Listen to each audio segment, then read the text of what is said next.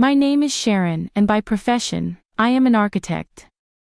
However, on this significant day, I found myself taking on the role of a bride, eagerly making my way down the aisle.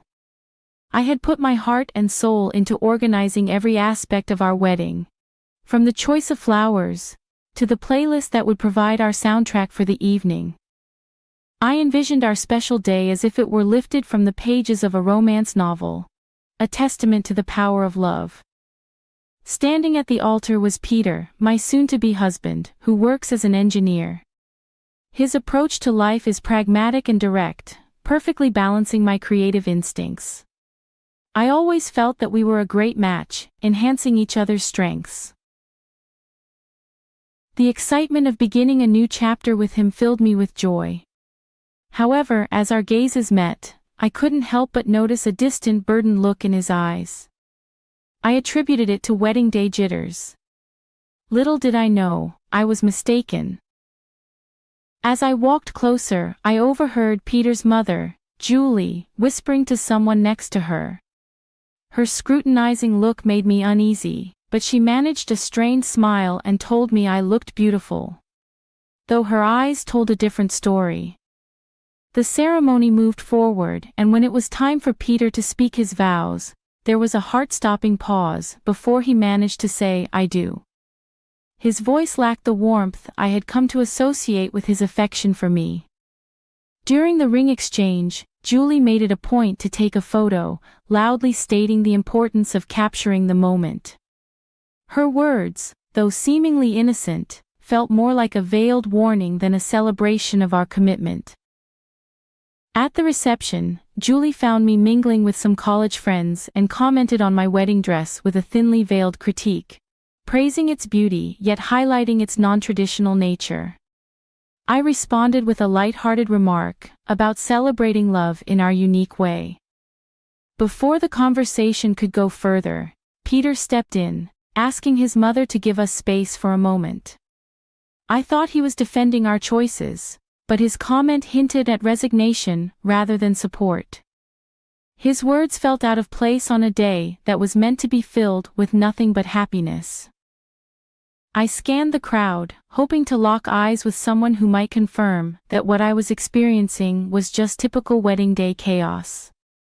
Yet deep inside, I knew better. There was a palpable tension, an undeniable sense that something fundamental was amiss, and the red flags were too prominent to overlook any longer. As Peter and I stepped onto the dance floor for our first dance, the distance between us was more than just physical. Our movements were in sync, but emotionally we were worlds apart. The song intended as a celebration of our union felt more like a cruel joke. When the music faded, Peter's attempt at reassurance only emphasized the void between us. "So, Mrs. Sharon, ready for forever?" he asked. The irony of his question weighed heavily on me. I wanted to voice my doubts, to question if all our tomorrows would be shadowed by the unease of today. Instead, I masked my concerns with a tentative affirmation, hoping against hope that the gloom would dissipate and that this rocky beginning was not a foretaste of what was to come. I was unaware that this day would merely serve as the overture to a challenging period that would test not only the resilience of our marriage but the essence of my identity. As we celebrated our union, the festive toasts felt hollow, overshadowed by a sense of loss. The journey back to my home, a charming 3-bedroom house that stood as a testament to my hard work and independence, marked the beginning of our shared life. This home was meant to be our haven, the foundation for our future together.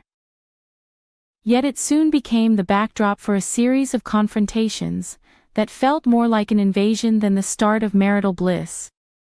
Julie, living a mere quarter of an hour away, took to visiting uninvited with unsettling frequency.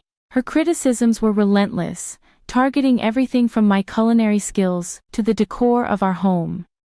Peter's attempts to intervene were tepid at best, often seeming more performative than protective.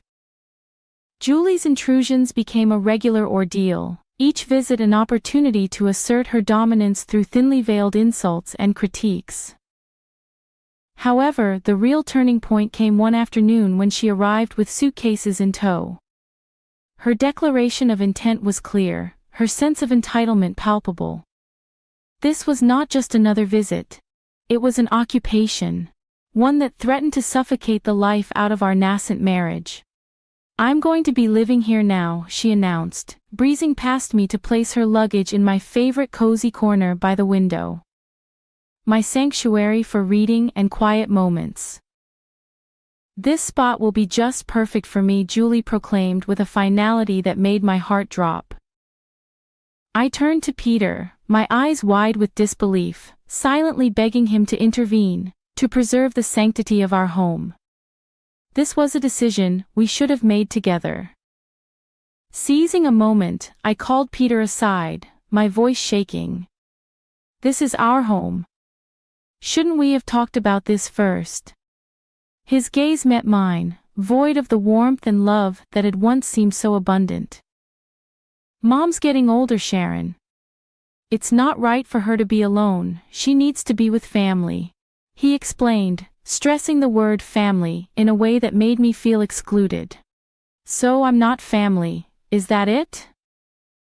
The words barely left my lips before the tears began to well up, a mix of hurt and frustration. Peter quickly countered, his patience thinning. "You know that's not what I mean. But I owe her this. What about us? What about what we owe to each other? We're supposed to be building our life together, not living with your mom," I argued. But it was as if I was speaking to a wall. My concerns, my feelings seemed inconsequential. And just like that, Julie's move into our home was decided, steamrolling over my wishes. With Julie's arrival, the dynamic of our home shifted drastically. Every corner of the house, once filled with our shared dreams and plans, now felt weighed down by tension and conflict. My once peaceful reading nook was overtaken by her belongings. The kitchen became a stage for her critiques. And Peter, the man I had married, seemed more like an ally to Julie than to me. It dawned on me that I was no longer just fighting to save my marriage or reclaim my space. I was fighting for my very sense of self, my dignity, and my peace. A persistent thought haunted me. How had things come to this point where my desires, my space, and my voice were secondary to Julie's preferences? The transformation was stark. My beloved nook was now a monument to Julie's intrusion. The kitchen, a battleground for her relentless criticism. And my husband had become a stranger, aligning himself with what felt like the opposition. And this was only the beginning. Life, already challenging, became an unbearable nightmare as the atmosphere in our home grew increasingly oppressive, symbolizing the shrinking of my own space and voice. To add to the mounting pressure, a discovery brought everything into sharper focus. The unmistakable presence of 2 blue lines on a pregnancy test, signaling a new life amidst the turmoil. This revelation intensified the situation, making the already dense atmosphere in the house almost suffocating as I grappled with the realization that the stakes were now even higher. Clutching the pregnancy test, my hands shook with a mixture of anticipation and dread. I had always dreamt that discovering I was pregnant would be one of the happiest moments of my life, a time filled with excitement and celebration. However, standing alone in the bathroom, tears welling up in my eyes as I faced my reflection, I realized this milestone felt more like a heavy burden. When I shared the news with Peter, his reaction was disappointingly tepid. "Well, that's something," he muttered, quickly diverting the conversation to a renovation idea his mother had proposed. It became clear that Julie saw my pregnancy not just as news, but as her new project. She took it upon herself to oversee every aspect of it, from what I ate to where I would give birth, all under the guise of being helpful. Julie's interference quickly escalated into a form of control. She scrutinized everything I ate, casting judgmental glances at even the simplest of meals and questioning my weight management. Despite my assurances that my diet was doctor-approved, she scoffed dismissively, convinced that her dated wisdom surpassed modern medical advice. As the pregnancy progressed, Julie's demands grew more outrageous. She transformed my home into her domain, expecting me to maintain it to her standards, disregarding the fact that I was pregnant and needed rest. "Sharon, why isn't the living room clean yet?" she would demand from her spot in my once peaceful reading nook, now commandeered as her base for endless phone scrolling and TV watching. My protests of fatigue fell on deaf ears, with Julie insisting that pregnancy was no excuse for laziness. Peter's silence throughout these exchanges only added to the strain. His lack of support became painfully obvious, especially during a dinner that erupted into an argument over baby names. Julie's harsh criticism of my chosen name was the last straw. "Enough, Julie, this is my child, and I will decide how to raise them," I countered, my patience exhausted. Her reaction was one of indignation, as if my asserting some control over my own life was a personal affront. Peter's attempt at peacemaking, siding with his mother and labeling me as emotional, only deepened the chasm between us. I was left feeling more isolated than ever, trapped in a home that had become a battleground, where my voice seemed to matter less and less. This wasn't just about choosing a baby name anymore. It was about reclaiming my autonomy, my dignity, and the sense of belonging that had been systematically eroded by Julie's overbearing presence. Gazing into the reflection of my once shiny wedding ring, I hardly recognized the woman looking back at me.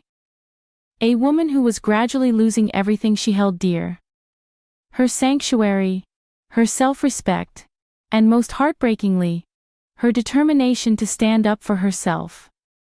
It was during one of our tense confrontations that Julie, brimming with a vindictive sense of victory, delivered a blow that would alter everything.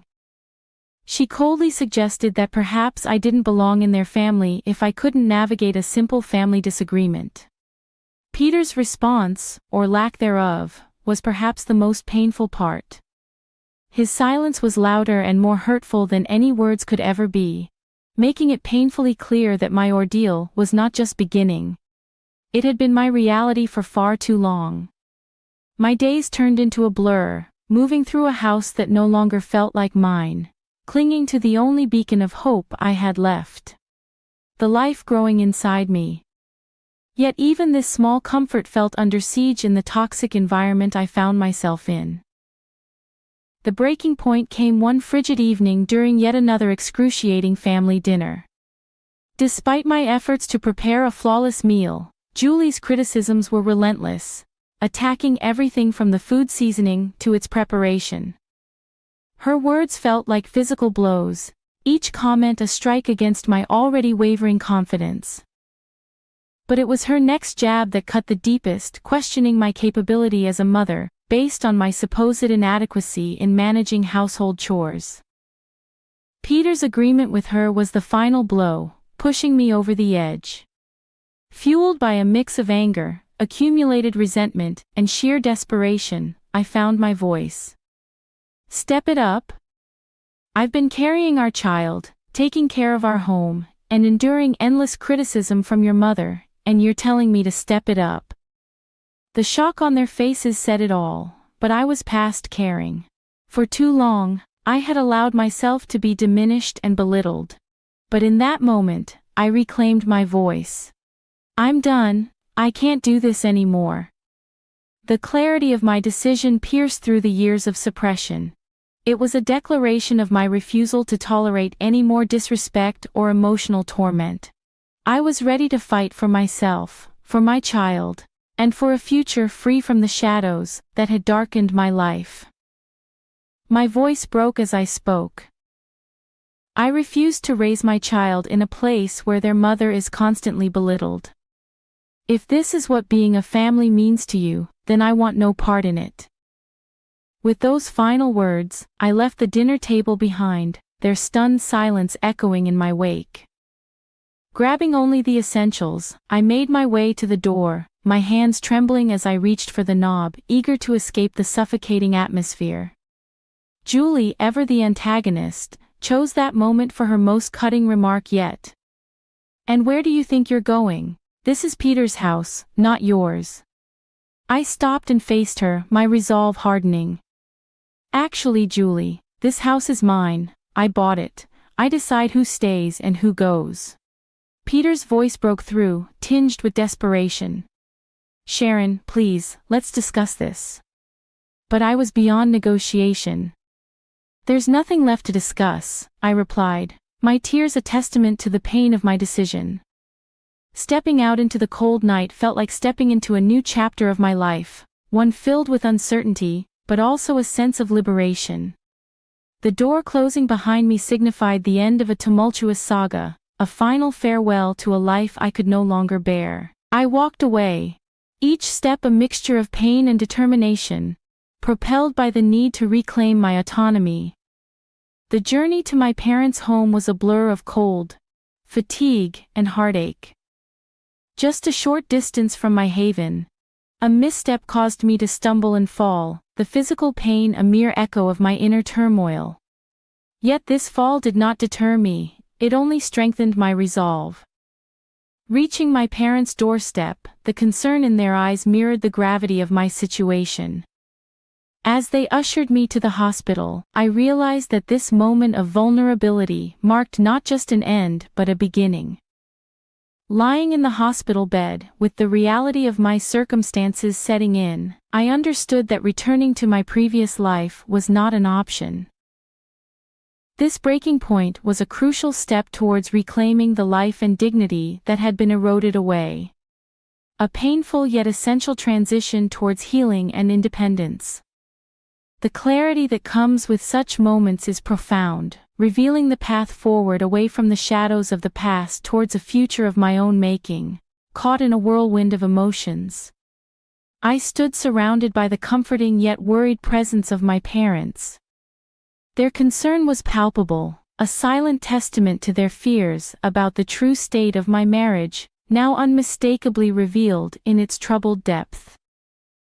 Breaking the heavy silence, my mom voiced her concern, her words heavy with the weight of the unfolding reality. "Sharon love, what's your plan now?" Unsure but resolute, I replied. "I'm not sure, Mom. But one thing's clear, I can't return to that life. Not now, not ever." My declaration, more confident than I anticipated, seemed to echo my newfound determination. My father, who'd been pacing anxiously, paused to reassure me, emphasizing that their support was unwavering regardless of my choice. He reminded me to consider not just my own future, but that of the life growing inside me. His words prompted a silent acknowledgement from me. My mind had been a battlefield of scenarios, each uncertain yet laced with the possibility of a fresh start. The unexpected buzz of my phone broke through my thoughts. A message from Peter. A plea for communication. But to me, his timing was a door long closed. His words unseen were left in the void as I turned off my phone, a symbolic end to our dialogue. My next steps were clear, marked by action rather than words. Reaching out to a family lawyer was my first decisive act towards ending the turmoil of my marriage. Supported by my parents, we navigated the cold legal breakdown of our union, discussing divorce, custody, and financial support.